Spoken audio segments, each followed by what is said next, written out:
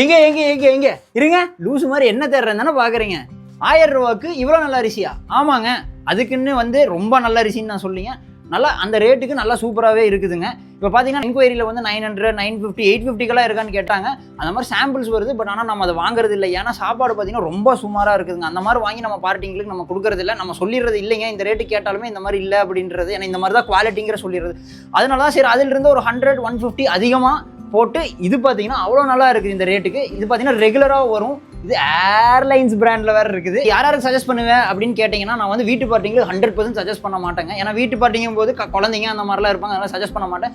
கடைக்காரங்க லூஸில் கொட்டுறதுக்கு கொஞ்சம் இதிலிருந்து இந்த ரேட்டில் கேட்குறவங்களுக்குன்னு அப்படிங்கிறவங்களுக்கு இவங்க எடுத்துக்கலாம். கேன்டீன் நோஸும் எடுத்துக்கலாம். ஆனால் என்னன்னா நான் சாம்பிள் பார்த்துட்டு வாங்கிக்கங்க தான் நான் சொல்லுவேன். பிகாஸ் ஏன் அப்படின்னா அந்த 1000, 100, 150 ரேஞ்சில் இது இருக்குமான்னு கேட்டால் 100% இருக்காது. இது ஆனால் வந்து பார்த்தீங்கன்னா நம்ம பார்த்ததுல நல்ல பெஸ்ட் ப்ராடக்ட்டில் என்ன இருக்கோ அது ஜென்யூனாக சொல்கிறது தான் என் வேலை. இது எப்படி இருக்குன்னு பார்த்துட்டு நீங்கள் சொல்லுங்கள். உங்களுக்கு சூட் ஆச்சுன்னா எடுத்துகிட்டு பரக்காஸ்.